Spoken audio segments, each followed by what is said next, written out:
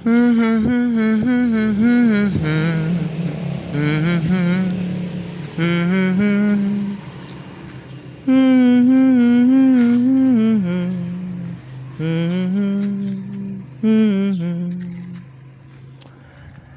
mo ba na yung tao na nagkalolo kay Jesus Christ,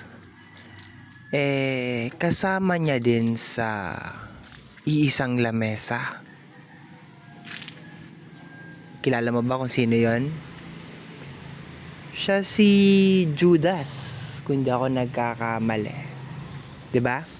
Lagi silang magkasama kasi iisa yon sa mga pinagkakatiwalaan niya. Okay? Pero 'di ba ano nangyari? Pinagkalolo siya. Yun ang naging dahilan kung bakit siya ipinako sa krus. Kaya eto lang tandaan mo.